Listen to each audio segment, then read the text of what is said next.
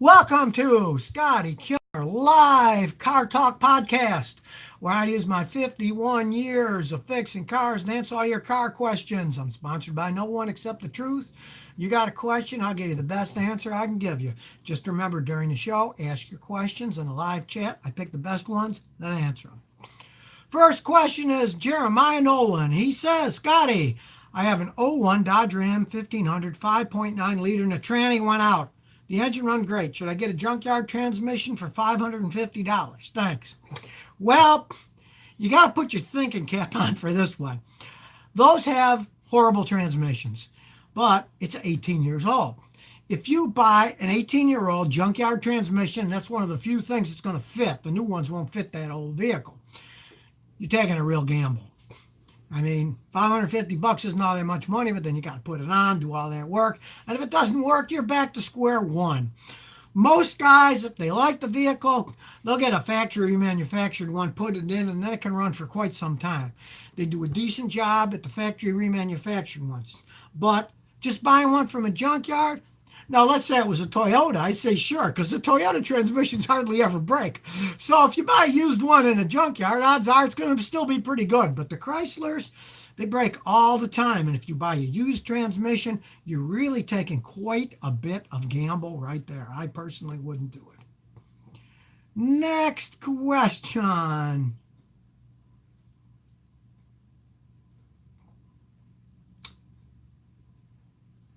F Quiz says, hey, what brand new two-door car would you recommend or any regular sedan out there in the market? Okay, you want a two-door car? Get a Toyota Corolla. Those things can run forever. They make them with various doors, of course, but you can still get a two-door. Or a Honda Civic. If you like standard transmissions, the Honda Civic would be a better choice because they're really zippy little cars. But their automatic transmissions are a little iffy, so if you're talking about a two-door automatic transmission car, I'd say get a Toyota Corolla. That would be the best thing that you could get for money that's going to last a long time, not have any problems, and still not cost all that much money. If you like a Camry, yeah, they're even better, but they cost a lot more money than the Corollas do. Next question. Some guy says, Scotty, what do you think about older Suzuki cars like the Baleno sedan, 97? I heard Suzuki make great engines, but the rest of the car is weaker. Yeah, that is true. Realize Suzuki was originally a motorcycle company. Actually, before that, they made looms to make fabric and stuff, but they ended up making motorcycles.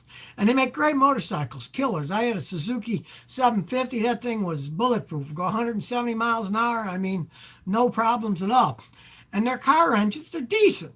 But the rest of the vehicles are kind of They pulled out of the United States decades ago because they had so many problems with people not being able to fix them and with them breaking down and with them being, their motorcycle engines, of course, are small, put out a lot of horsepower for two wheels.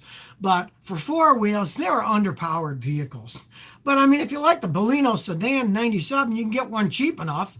If you're somewhere else in the world besides the United States, go right ahead. It's just that here, you can't get parts for Suzuki cars. It's a pain in the butt. So I would not advise anybody to buy a Suzuki car in the United States because they're just so hard to get parts for. Next question is Daniel Hernandez. Scotty, I got a Dodge Charger 2006. The car overheated and it had the thermostat, water pump, hoses, and head gasket replaced. It needs a new fuel pump and other things. Should I keep it or should I sell it? Okay, here's the thing. It's a 13-year-old Charger. Generally, guys beat the heck out of them. But what you want to do is, I've got a video called How to Tell If Your Head Gasket's Blown. Watch that.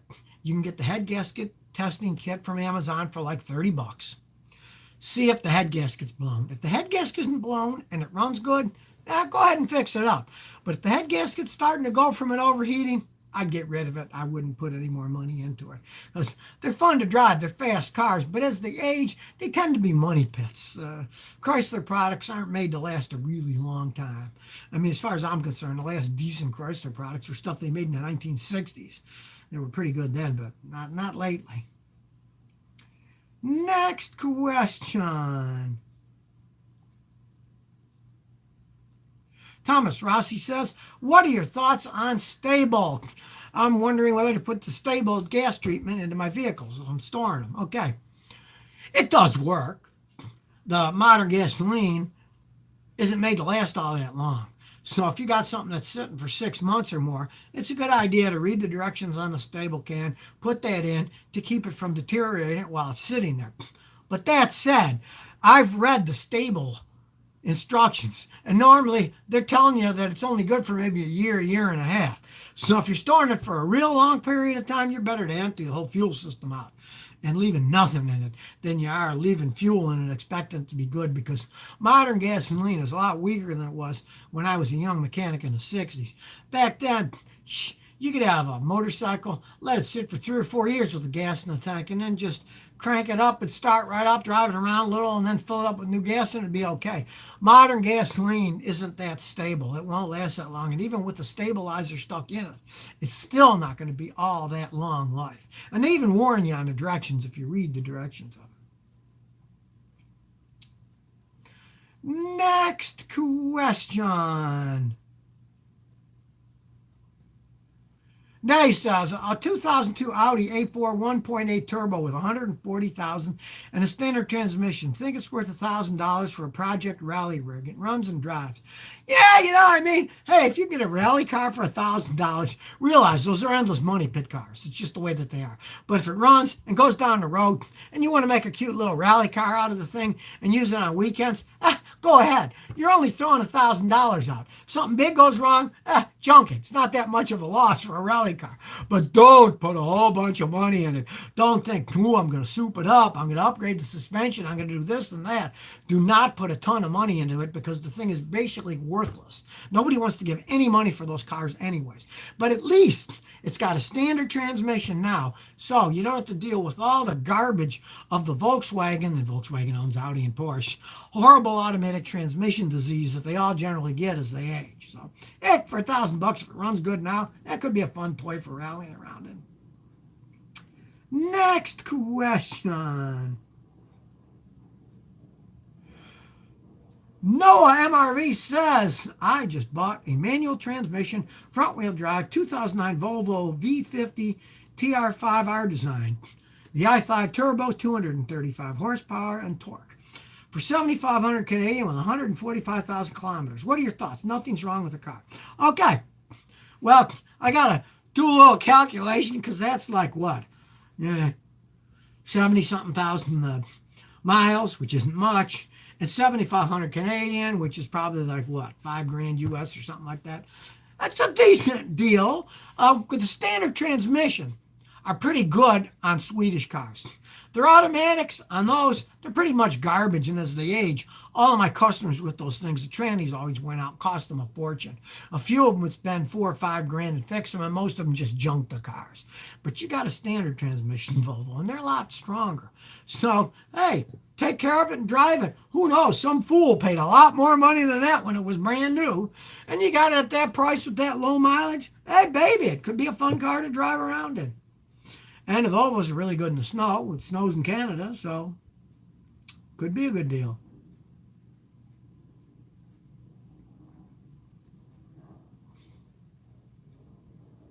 Mona says, what is the best car you've ever owned? Best regards, BMW addict, Swedish girl. Okay, personally, the best car that I ever owned, I still own. It's a 94 Toyota Celica. It's got 240,000 miles on it. It still runs like a clock. The air conditioning still blows cold. And other than that, it was an 81 Toyota Corolla SR5 that I had that was a nice hatchback, had a 5-speed standard transmission, a 1.8 bulletproof pushrod engine. I mean, the things can run forever. They're not speed demons by any stretch of the imagination, but in terms of the best car and how long it would run and still not give you too many problems, I'd have to say it was the Celica by far. You know, first car I ever owned was an Opel. I started to dream about it last night that I got it back and it was all fixed up. I guess my mind is thinking strange things, who knows? But that was nothing compared to the Toyotas. I mean, absolutely nothing. Next question.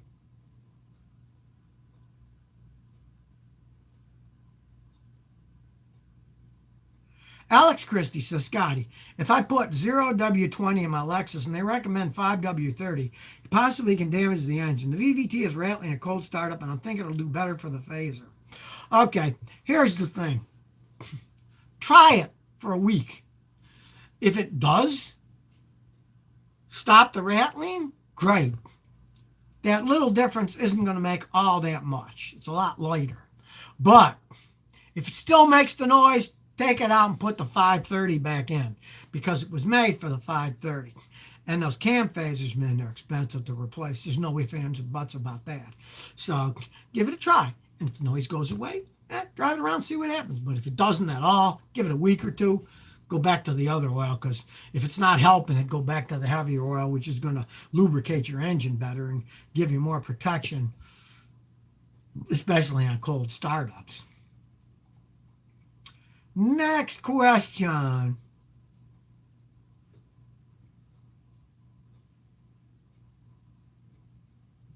Miso Ramirez says, what are your thoughts on an 05 Scion TC for $3,000 with 150,000 miles? Okay, those are good vehicles. Now, they don't make them anymore, but they really do. I don't know what Toyota had in their mind. They decided to call their cars Scions and sell them to youngsters, the millennials, and even younger people. And around us, they would go to events and they'd give free road tests with good-looking 20-year-olds giving the road test, either male or female, depending on who they were going for. And then after a while, I guess they decided it cost them too much money to have separate Scion dealers, even though they were really Toyotas, you know. And now they're selling them as Toyotas. But they're well-made vehicles. There's nothing wrong with them. You can get it, and it still runs good with that kind of mileage. I mean, I've seen them with 400,000 miles on them. You know, and they're nice-looking cars. There's nothing wrong with it. Normally, I tell people don't buy a car that they don't make anymore, but really, they still make them. They're just going back to calling them Toyotas again. I don't know. They got a weird set in their mind. I can understand them making Lexuses separate from Toyotas, because back when they started doing that, most people weren't going to spend 40 grand back then for a Toyota, but they would for a luxury Lexus, even though it's the same company. Well, that was the opposite. They thought, well, the cool hipsters, they want a Scion. They don't want a Toyota like Mom has a Toyota Camry. They want a Scion, but that kind of failed, so now they call them all Toyotas. Next question. Wasim Giada says, Scotty, can I install traction control for my 2003 GMC Envoy that doesn't have it? Well, of course you can do whatever you want, but it's going to cost you a fortune, because you're going to have to install all the sensors, the wiring, the computer software. I mean, that's expensive stuff. It just really is. And the money you'd spend for an older vehicle, you know, a 16-year-old vehicle, I don't think it's really worth it. Truthfully, the GM traction control doesn't work that well anyways. I rented one a few years back. We went to Lake Tahoe, and we were riding around all this frozen wasteland, and Lake Tahoe doesn't freeze, but some of the lakes around there do. So I got in it, and I started doing donuts on the ice, and the traction control is supposed to keep it from slipping and sliding. It still slipped and slid like mad on ice, so it doesn't impress me. I wouldn't spend the money trying to do something like that myself, because it really doesn't work all that well. Next question. Ruben Shakir says, is paying $90,000 for a great condition 69 Dodge Charger worth it? Okay, you're getting into the stratosphere there. Now, if you want to get a 69 Charger and pay that kind of money, you want a guy like me to check it out first, because it's got to be all original. Got to have all matching part numbers. Can't have any frame damage. It would still have to have the original paint job on it and look good too. Because when you're paying that kind of inflated money, it has to be a unique car, entirely unique. Like, I've got a friend that's got a 57 Chevy Bel Air, and it's worth a fortune because it's still got the plastic cover for the rear seats. Now, the paint's original. Some of it's a little off, but it's still original. The chrome on the windows that go up and down on the top, it's still there. And it's got a little bit of corrosion on it, but it's original. And for that kind of money, you got to have everything original. If the engine's been changed, the transmission's been changed, it's not worth that because it's not original anymore. Now, some guys, if they swap them out and they keep all the original parts, like the original engine and the tranny, then you can think about it because you still got all the original stuff that can be put back in it if somebody wants to do that. But if you don't have all the original parts, it's not worth that kind of money. Next question. Zoltan Ungvari says, Scotty, what do you think about switching to thicker oil for older engines, high mileage? Okay, that's okay on older engines. When I was a younger mechanic, we did it all the time. Let's say somebody had an old Chevy 350 V8 and was burning a quart of oil every, 400 miles. If you put a thicker oil, it would burn less oil. Those were simple engines. They were V8s. They had push rods. They didn't have overhead cams. It's all right to do that. You can't do it with the real modern ones that have variable valve timing and phasers, cam phasers, and all that stuff, because you got to have the thinner oil for all that stuff to work, or it won't even work right. And you can wear the engines out prematurely by putting a really thick oil.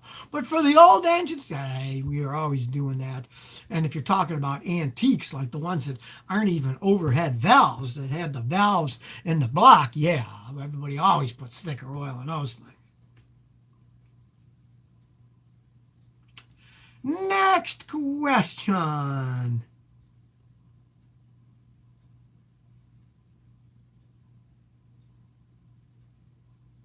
Capthou DYHC 28 says, Scotty, I got an '03 Malibu with a loud growling noise in the front end. Is that a bearing sound? Well, you got to figure out if it is. And here's a pretty easy way of telling most of the time.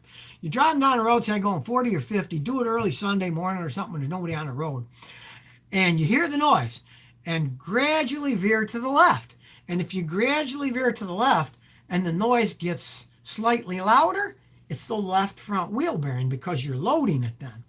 Now let's say it kind of gets less, but then when you steer to the right, the growling noise gets louder, then it's the right front bearing that's going out.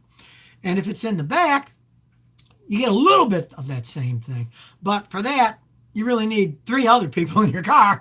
Roll all the windows down. They can all stick their heads out. If somebody says it's loudest in the left rear, you know it's the left rear. Usually it is bearings that are growling, but by turning it, going at higher speed, you can really tell. Because let's say it's a bearing going out on your water pump or your alternator. Turning it won't affect the noise, but turning it will affect the noise when it's a wheel bearing, because then it loads the wheel more to the side you're turning to and it'll make more noise. Anthony T says, Scotty, huge fan. So me and my wife have a 2016 Volkswagen Beetle. Thinking about adding some lowering springs. What's your opinion? Well, I'm not a fan of the later model Beetles. They had all kinds of problems, and they don't make them anymore. They stopped making them.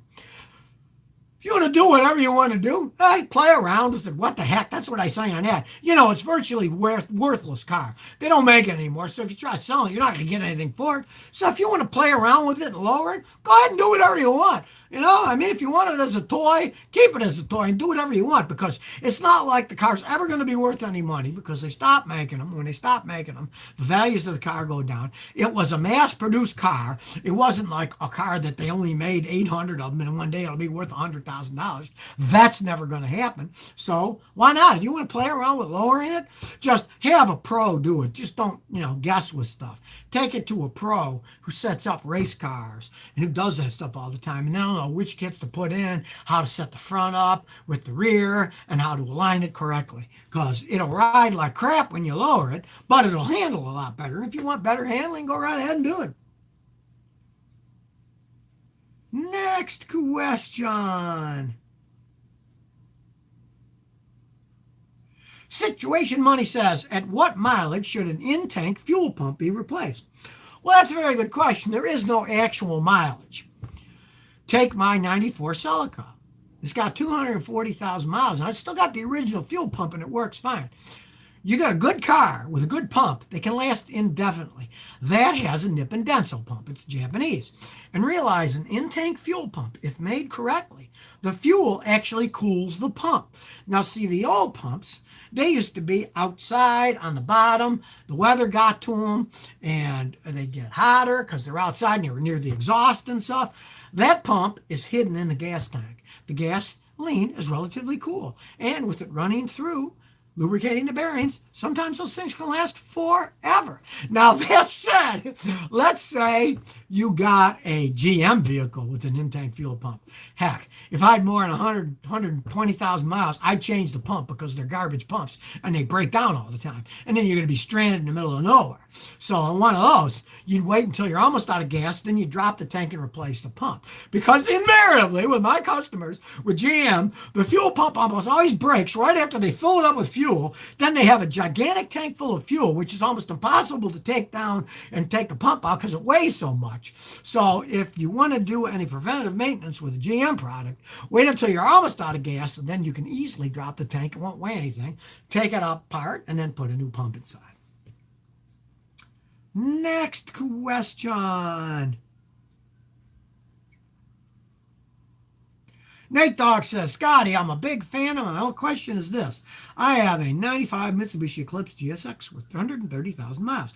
I have gasoline getting to the oil. What could be my issue? Okay, when you get gas in your oil, it's normally that you're getting some gasoline going past the piston rings, getting into the engine oil. Now, if it runs poorly, then I would say you want to have a mechanic check the fuel injectors. It could be that the seals are leaking and they're dripping too much gas in, or the MAF sensor is wrong and it's giving too much fuel, and so some of it gets by the piston rings. But I know Mitsubishis, a lot of times it's just the piston rings wearing out because they have cheap piston rings in Mitsubishis. So what you want to do is have a mechanic, or if you've got a set of tools yourself, do a wet and dry compression test of the engine. Take out all the spark plugs, do a compression test, then put half a tablespoon of oil in each cylinder and do the wet compression test next.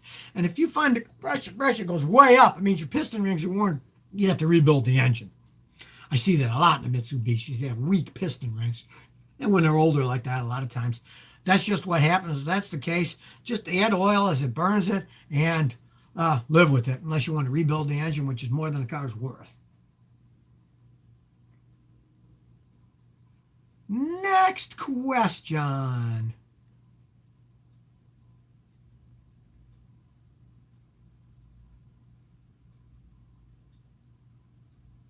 KC Rogers says, Scotty, what can happen if you don't change the oil filter for years? Will the engine deteriorate eventually? Thanks. Well, yes, it will. It filters the dirt out, and eventually it will stop filtering the crud out. And then if it really gets bad, it could plug all up and you'd lose a lot of oil pressure and the engine could blow up. Oil filters cost practically nothing. So every time you change the oil filter. I remember when I was a kid, guy we went to high school with bought a used MG English sports car from some girl who'd never changed the oil in 80,000 miles. And when he finally took it apart, the oil filter came apart like wet cornflakes. And the engine was all worn out inside, burned a ton of oil, just because they didn't change the oil and filter. You know, filters are cheap, change them. You don't want them to get clogged up, and you don't want them to eventually maybe completely deteriorate, and then the pieces start getting inside all the little holes and clogging everything up. Oil filters are cheap, engines are expensive. Just change the filters every time you change the oil, every 5,000 miles or so. Next question.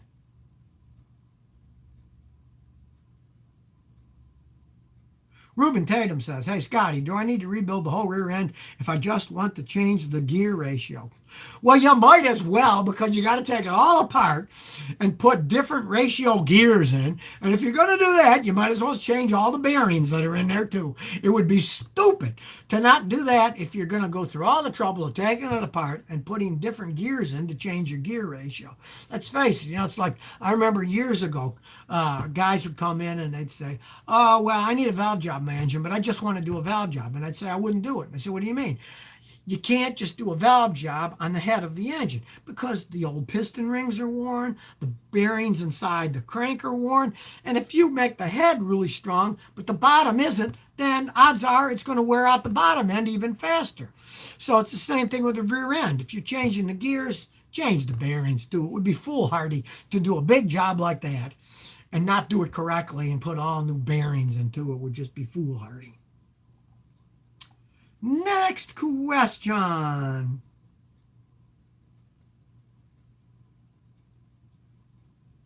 Georgie Max says, when a car loses oil and you don't see blue smoke or oil spots in the ground, where's the oil going? Well, it's burning it. Simply, it's burning it. Because you take oil. When oil leaks, just a few drips will make, an 8-foot wide circle in your driveway eventually. So if it's leaking and you're losing oil, you're going to have drips all over the place. If you have like a quarter of oil, that'll be like a football size. You're going to see it. Now, a lot of times when they burn oil these days, modern cars are pretty efficient. You won't see the smoke come out of the back because it burns everything pretty cleanly. And the catalytic converter will get rid of the rest. But they'll always leave telltale marks on your spark plugs. So if you lose an oil, you don't see it dripping, and you don't see a lot of smoke coming out, pull out a couple spark plugs, and odds are you're going to see burnt carbon on the electrodes of the spark plug, and that's telling you that it's burning oil. And in that case, just change the spark plugs more often. If you don't want to springe for rebuilding an engine, which costs an awful lot of money these days, and hardly anybody knows how to rebuild modern engines anymore. Guys I've seen that said they knew how to do it. Sometimes I have a customer have one rebuilt an engine and they'll say, yeah, the guy rebuilt my engine for $2,500. And then the next year they tow it to my house to say, what's wrong? So your engine's blown again because the guy didn't rebuild it right. So it's really not something that most people even know how to do anymore. Next question.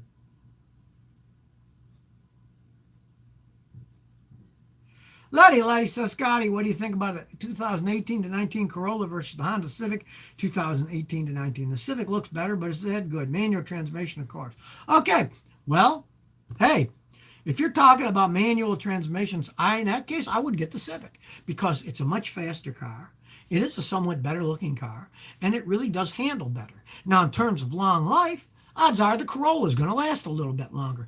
But a Honda Civic, especially a modern one with a standard transmission, they are really fun to drive around. They're good-looking cars. In that case, with the manual transmission, I would probably get the Honda Civic because they are zippy little cars. And if you really want to get that racing one, the R that they have, that is a screamer.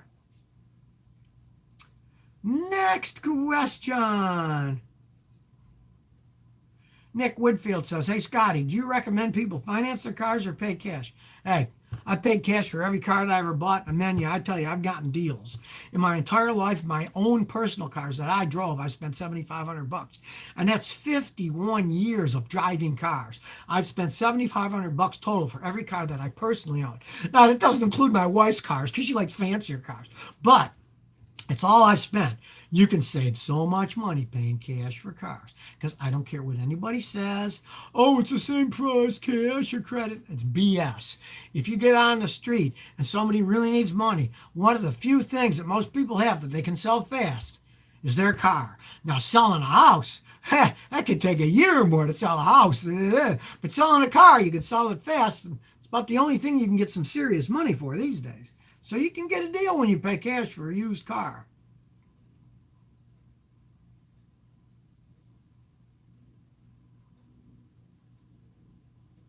Mark Mendonca says, Waller, what are your thoughts on book time pay?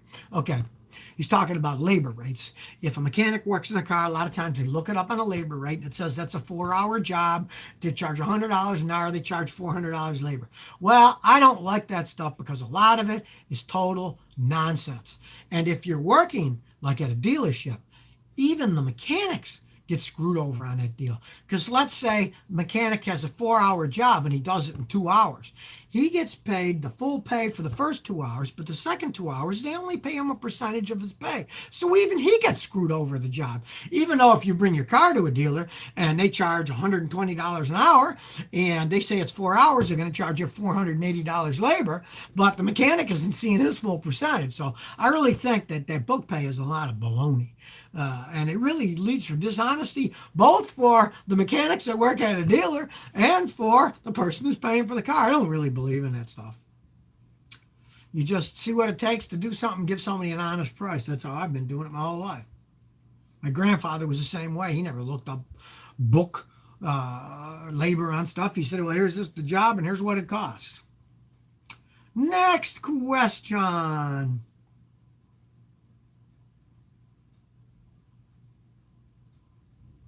Robin Teo says, how are Proton and Perodua cars in Malaysia? Are they good?